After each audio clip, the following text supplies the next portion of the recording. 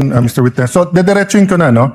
So, what we're trying to figure out here kasi is, are you really investigating whether may threat kay VP Sara and whether she threatened the individuals mentioned, including the President?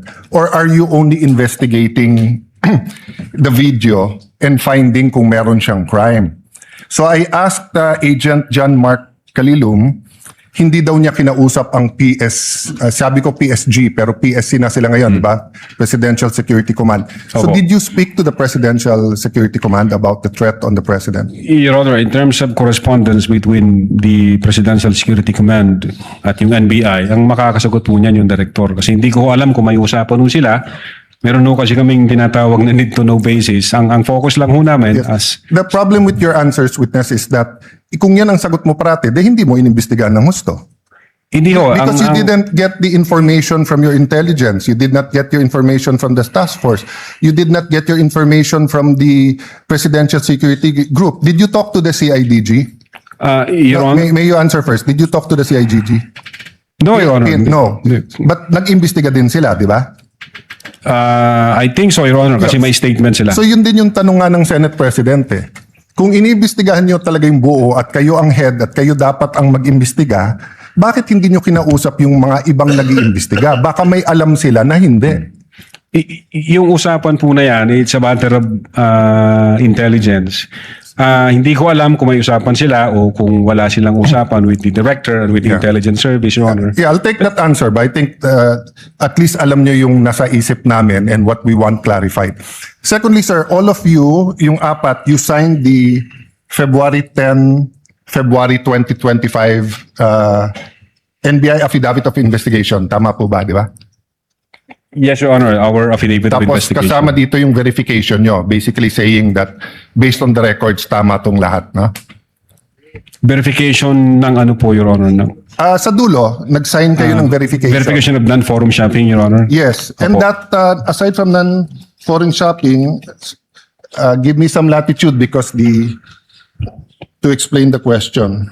We read and understood its contents and the allegations therein are true based on authentic records. Yes, Your Honor. Yeah. So may mali ba dito? Factually, wala. Na-review mo naman to, no? May konting typo dyan, which is Hindi normal typo, naman po, Your Honor. factual. So far as I'm concerned, Sino lahat po ba yun. nag-prepare? Ang team po namin with the... Tapos pinapirma sa inyo? Hindi ho, kami ho nagtulong-tulong mag-draft ng affidavit of investigation, kung ano yung legal basis namin, and then we agree, and we concluded na ito yun. Then someone typed it up, then you signed. I asked this because nung tinanong ko kay Agent Mark John Calilum, sabi niya, dito nakalagay conditional pero tingin niya absolute.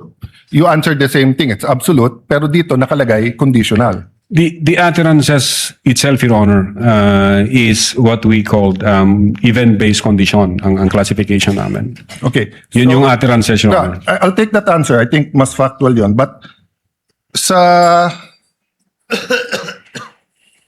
paragraph 51, was VP Duterte ever Secretary of the Department of Justice?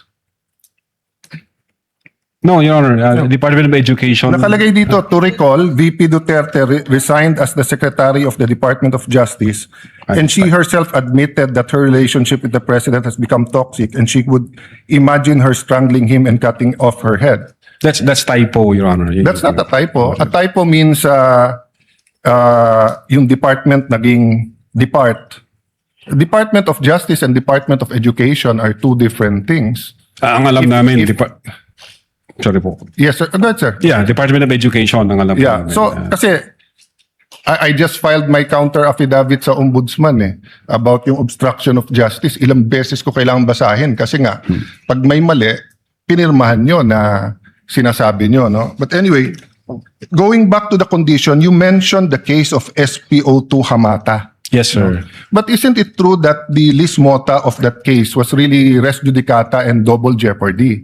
Meaning, hindi tinake up ng Supreme Court whether or not a condition. Yes, sir. Di ba? Opo. Oh, so that wasn't on point. Kasi I was going to ask, is there a difference if the condition is legal or illegal. Diba? So halimbawa, pag sinabi ko sa yung, pag natanggal akong Senate President, patatanggal din kita. Okay. Unang-una, legal naman akong tanggalin na Senate President. We always vote. There's nothing there. But if illegal, o pag pinapatay mo ko, papapatayin din kita.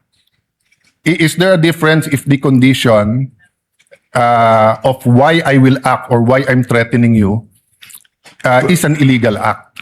Well, under the law, Your Honor, it says there that even the condition is unlawful. So, regardless of the nature of the condition, Yes. sir. No, I want to get lang into your mind when you sign this because nga medyo novel yung case to for me. Even as a lawyer, I have to do more research and see anong ibig sabihin nito grave threats dito because you keep mentioning we keep mentioning here that this is the second highest official in the land and therefore pag trinete niya ang Pangulo. But who was the Vice President claiming na pwedeng magpapatay sa kanya? Again, Your Honor, yun po yung reason ba't nag-issue kami ng subpoena. No, Gusto po namin... sa reading nyo nung statement niya, sino tinutukoy ng Pangulo na mukhang mag-ooperate sa kanya ng Operation Romanov? Sinong pinagbibintangan niya? Well, una, kung ang pag-uusapan Romanov, Your Honor, ang alam namin na unang nagbigkas ng Romanov ay si Mayor Baste yata noong January 2024. Other yes. than... That's irrelevant. Ang question ko, in the mind of the Vice President, sinong pinagbibintangan niya na pwedeng magpapatay sa kanya? You said you investigated eh. So mahaba na testimony niyo ni Agent John Mark. So of course, kasama sa investigation niyo, sino sa mind ni Vice President magpapapatay sa kanya? Well, again, Your Honor, since wala kaming makuhang valid information, Ano, hindi ba klaro sa video na ang pinagbibintangan niya is the First Lady, the President, and the Speaker of the House? So sabi niya, pag pinatay ako, patayin mo silang tatlo. So ang pinagbibintangan niya na magpapapatay sa kanya, yung tatlo. I cannot answer to that, Your Honor. Senator Judge Allen, kindly wind up. But you have to be able to answer that because you're the one who investigated. And that is crucial. Why? Because part of your self-defense, so for example, if I know na sa senator judge, pag hindi ako bumoto one way or the other, papapatayin ako ng whatever, chief PNP or papapatay ako ng whoever. So pag sinabi kong, pag ako pinatay, si ganito nagpapatay sa akin. And then, ang difference, I don't usually give a threat na patayin mo rin. So could it be that actually that was the defense of the Vice President para hindi siya patayin? I don't know the state of the mind of the Vice President. But you've testified all throughout this afternoon that you went into her state of mind. Based on the series of events, Your Honor. Yes, and based on her statement. And her statement and the series of events is nag-away sila ng administrasyon. And the series of events is that sinasabi niya, pag ako'y pinatay, eto tatlo ang papatayin nyo. Okay, last question. Kay Attorney Lopez, sabi, tinanong din to ng Senate President ni Senator Tulfo. At di ko na itatanong pero napahapyawan ni Senator Erwin din to yung tungkol kay yung sinabi ni si Attorney Lopez, sabi mo, even before kasi nangyari yon, nakausap na ni Vice President yung papatay. That's the literal meaning of the statement. Yes, that's a literal meaning, but did you believe her? Well, she's the Vice President, sir. So she also said freedom of expression, so you also believe her? Not based on the evidence that what we gathered, sir. No, okay, so I'll stop there but I'll read to you. Sinabi niyo kasi sedition. Pero tignan niyo po yung page 25 nung sarili niyong affidavit ha. Si Princess Maui, ang sinabi niya, ano po ba ang pwede niyong maging remedy para matapos na ito, lalo't nagsisigaw na po ang taong bayan na mag-people power na? So actually, I would consider ang nag-uudyok si Princess Maui. Of course, we can discuss people power, pero tignan niyo po ang sagot niya after yung sa pagpatay. Ang laban ay wala dyan sa EDSA, ma'am. Wala dyan sa mga highway. Ang laban, ma'am, nandun sa loob ng palasyo. Yan ang problema. We appreciate yung expression nyo ng disgust, ang pagkamuhi, ang hopelessness, kasi it reflects kung ano nararamdaman ng maraming milyon-milyon. Alam ko yan, ma'am.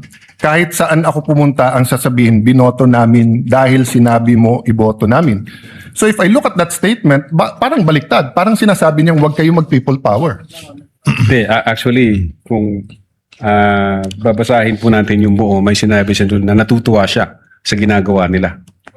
Sa ginagawa nila na active nagrarally. Pero sa people power, ito yung exact. But I won't argue with you. I'm just trying to get into your frame of mind. Yes, Your when do you believe her and when do you not believe her? And what did you actually investigate? We based everything on the evidence that we've gathered. Thank you, Presiding Officer. Thank you, Mr. Witness. Opo. Thank you, Senator Judge Alan Cayetano. Senator